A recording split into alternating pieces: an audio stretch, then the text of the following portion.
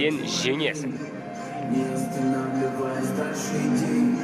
Қазір таңда Мирзаевтың рекорды 18-2.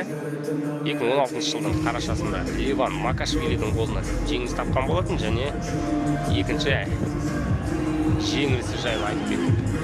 Және басты ақпарат менің ойымша бұл жекпе-жекке фаворит. And now, please welcome his opponent from Kazakhstan, Arman Osmanov.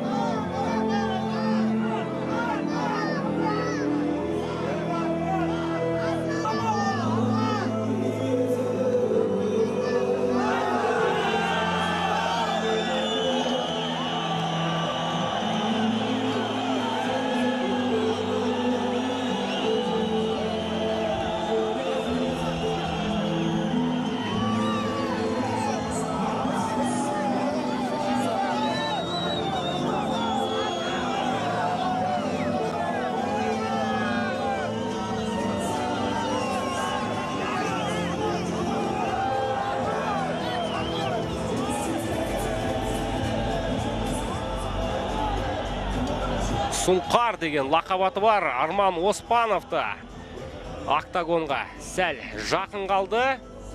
Бұл спортшының жасы 30-да, қазір таңда рекорды 9-3, және өзінің қарсыласы сияқты да бұл жекпе-жекке жеңілістен кейін шығып отыр. Өткен жылдың қыркүйек айында Мәскеуде Алексей Полпудниковқа қарсы, кешіріңіздер, трилогияда нүкте қойылған еді, өкінішке орай 2-1 есебімен Арман Оспанов ұтылып қалды. Міне енді жеңіс жолына шығуға керемет мүмкіншілік бар. Барлығымыз әрине Арманнан үлкен жеңісті күтеміз, бірақ түсініп отырмыз әрине. Жеңіл жекпе-жек бүгін болмайды. Екі жігіт шынымен де бір-бірлеріне лайықты. Жауынгерлік самбодан әлем чемпионы болғандарына қарамастан, екеуінің де бір салмақта. Дәл осы жауынгерлік самбода өкінішке орай кездесе алмады. Міне енді кәсіпқой аралас жекпе-жекте кім мықты екенін өзара анықтайтын болады. Бұл, қайталап өтейін, посткеңестік мемлекеттердің жалпы ММА тарихіне жүгінетін болса, сондай бір ең үлкен жекпе-жектердің бірі.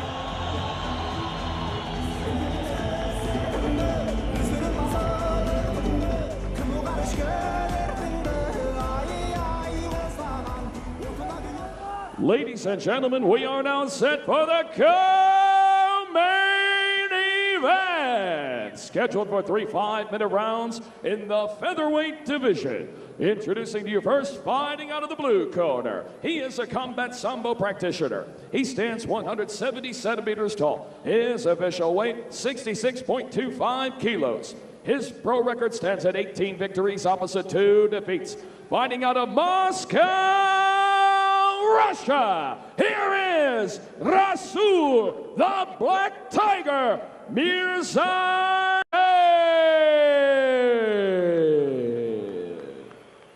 And across the cage, his opponent fighting out of the red corner. He is a combat sambo practitioner. He stands 175 centimeters tall. His official weight, 66.25 kilos. His pro record stands at 9 victories opposite 3 defeats.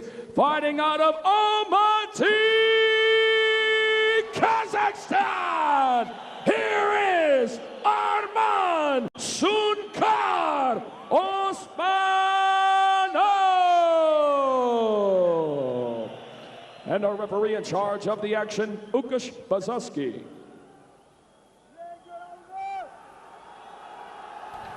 Итак, все готово к этому долгожданному поединку. С третьей попытки все-таки свершилась эта встреча в октагоне, в клетке, неважно где, но мы увидим этот поединок. В лиге ACA Расул Мирзаев против Армана Оспанова. Поединок полулегкой весовой категории. Есть преимущество в росте у Армана Оспанова целых 5 сантиметров. Итак, первый раунд. Все, внимание на экраны.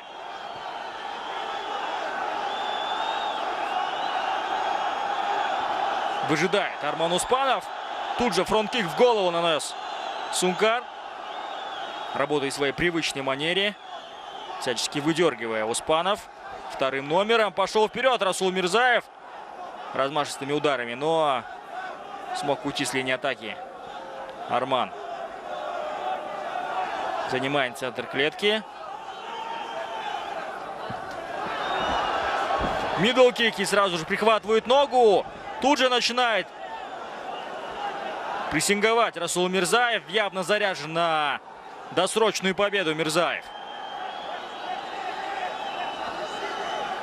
Да, даже сложно комментировать такой поединок, потому что я сам хочу только лишь смотреть на экран. И здорово сейчас развороты пробивает Арман Успанов, но руки были на месте у Мирзаева.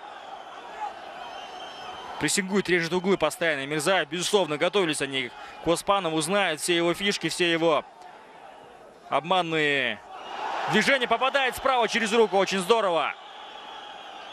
Сунгар. Воу! Еще бы чуть-чуть, мне кажется, и точно был бы нокаут. Да, безусловно, скорость всегда у Успанова была на высоте. Размашистыми ударами. Но опять-таки не стоит забывать про аспект. Пропускает сейчас в одном размене слева Арман Успанов. Был потрясен и отвечает. Тут же Арман. Не стоит, мне кажется, так опрометчиво бежать Мирзаеву все-таки. Поверил он сейчас в свои силы. Да, раунд буквально качели. Мне кажется, они хотят... Прихватывает ногу и тейкдаун пытается сверху закончить бой досрочно Успанов. Вяжет руку сейчас Мирзаев снизу и попадает справа. Точно в подбородок Успанов. Еще один удар от Армана. Лукас Музанский наблюдает за происходящим.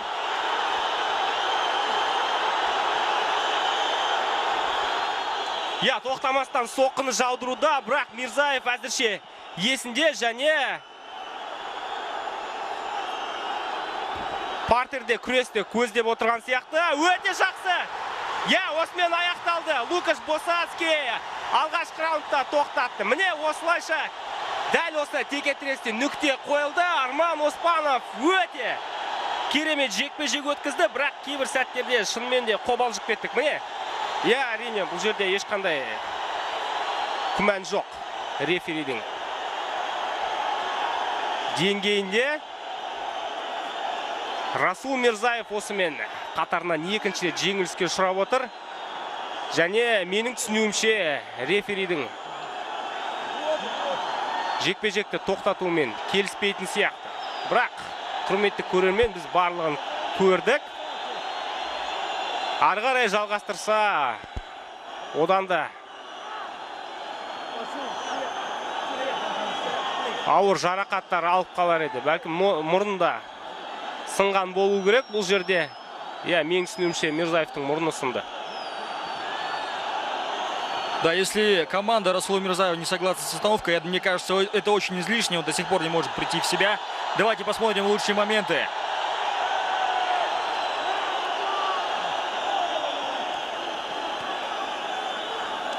Да, мне кажется, он был в ауте. Расул Мирзаев точно отправил в нокаут Успанов этими ударами сверху. Причем 2 акцентированных удара в подбородок от Армана были.